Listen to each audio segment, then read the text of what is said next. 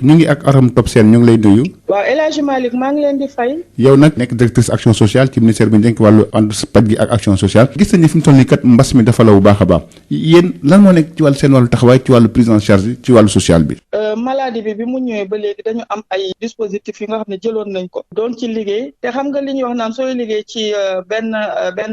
benn dispositif bu nga xam ne vraiment joxe na ay résultats favorables doo ñëw teggi ko pour teg beneen donc dañ koy consolider donc si consolidation boobu lañ nekk booy déggee consolidation maanaam dañu amoon benn stratégie déjà ci biir comité de gestion de la pandémie muy CNGE ñun dañu nekk si côté prise en charge sociale et mais également prise en charge comportementale boo déggee prise en charge sociale ak comportementale maanaam nit yi dañ leen di jël sur le plan vraiment du soutien psychosocial mooy waxtaan ak nit ñi essayer dellu si leen parce que nit ku nekk ci feebar dafa metti pour que mu dékk ko ak bu xamee ne aussi am na temps bu bëri nga xam ne daf koy toog activité mi mu doon def yëpp dootu ko mun def donc loolu la ñuy tuddee prise en charge psychosociale maanaam di waxtaan ak moom pour dellu si ko waxtaan ak moom ba nga xam ne des fois yenn stress yi yooyu yëpp moom du ko am donc su loolu weesu aussi des fois si prise en charge psychosociale bi bu ñuy waxtaan ak nit moom moo ñuy référé que ne moom aussi dafa soxla ñu jël ko en charge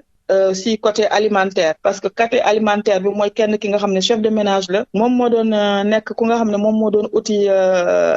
ndimbal wala moom moo doon uti doole pour kër gi mu dundal leen ñooñu noonu li ñuy def ak ñoom mooy dañ leen di appuyer sur le plan alimentaire jéem a xool ñoom si seen famille naka lañ leen di mën a jëlee en charge léegi jël bi en charge mooy dañuy xool ñaata personnes ñoo nekk au niveau familial léegi en ce moment ñu daal di leen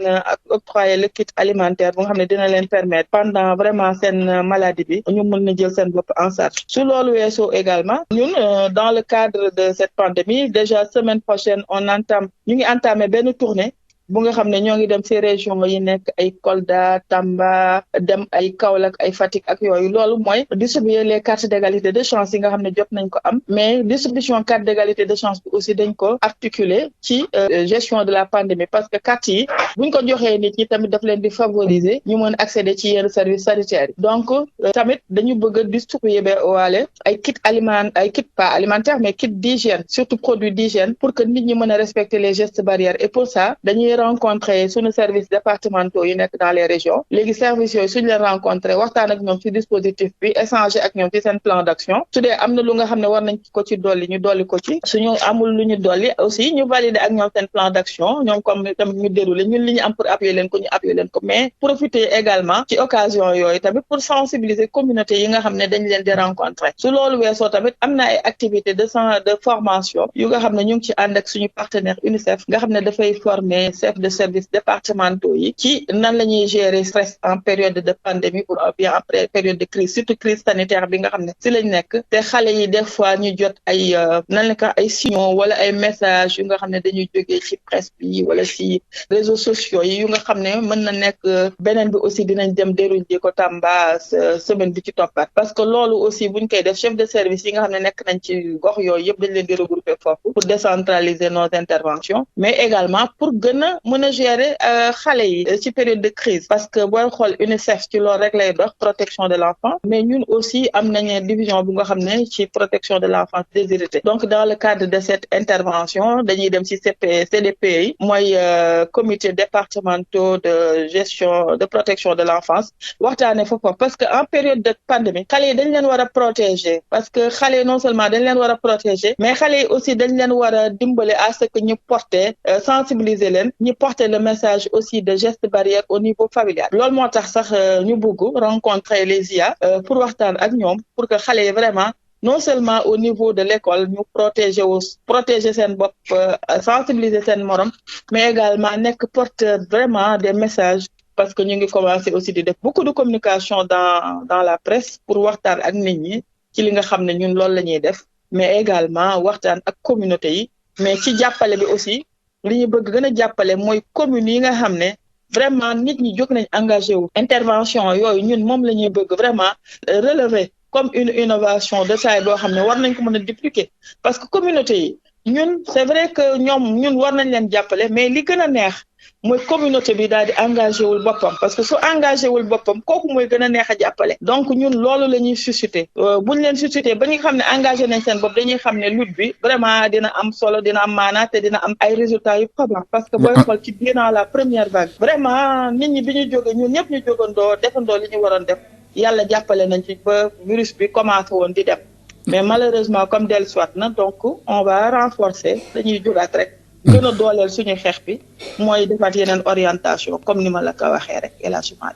justement beneen laaj bi moo jëm ci wàllu prise en charge ci kër yi ñu am feebar ci kër yi loolu naka lay demee. waaw xam nga ñu am feebar yi ci kër yi déjà il faudrait que ñun ñu am la liste donc dañuy travailler en étroite collaboration avec les districts sanitaires parce que district yooyu ñoom ñooy gérer au niveau de chaque district ñoom ñoo xam ñan ñoo nekk ci kër yi ñoom ñoo nekk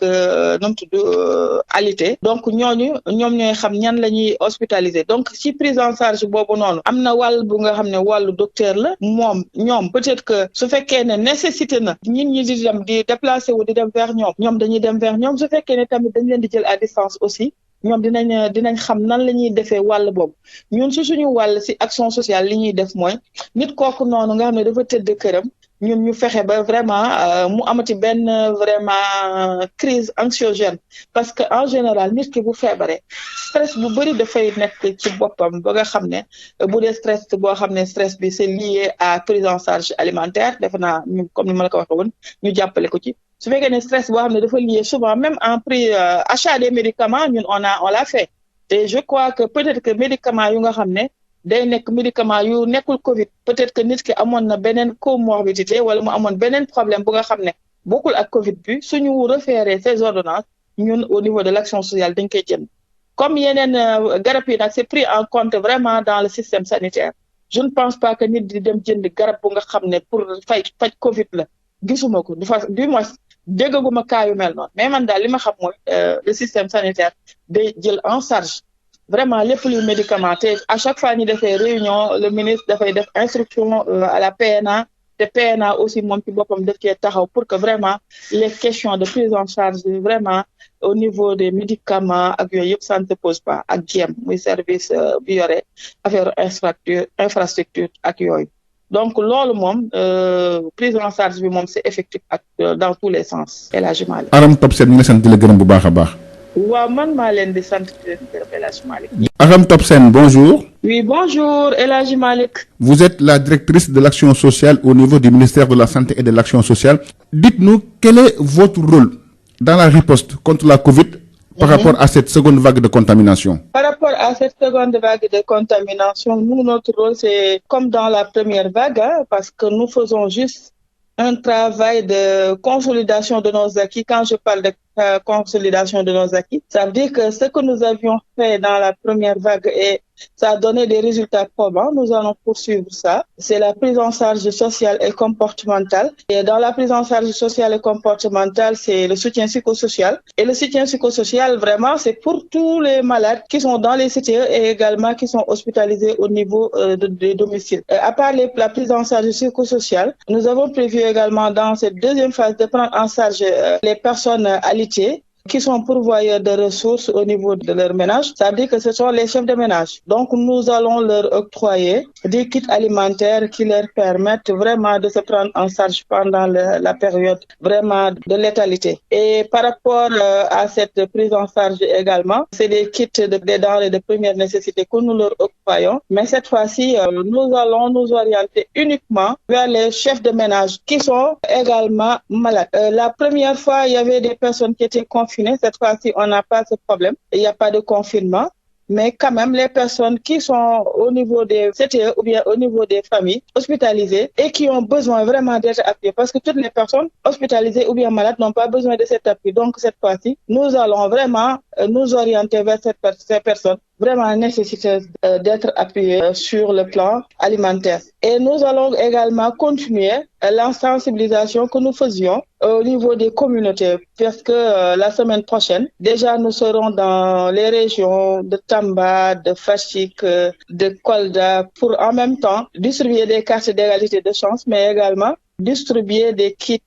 d'hygiène pour les gestes barrières. mais également sensibiliser davantage les communautés parce que nous allons rencontrer nos services techniques pour ensuite partager avec ces services les plans d'action que nous avons élaborés. Et parallèlement également, il y a des ateliers de formation qui seront vraiment destinés aux services départementaux d'action sociale pour la gestion du stress, surtout chez les enfants en période de crise et notamment de la pandémie parce qu'en général, les enfants souffrent des médias. C'est pour vraiment la prise en charge psychosociale de ces enfants que nous avons élaboré des modules de formation qui vont être déroulés dans les 2 régions Kolda. Kolda sera une région centre qui va recevoir chefs de service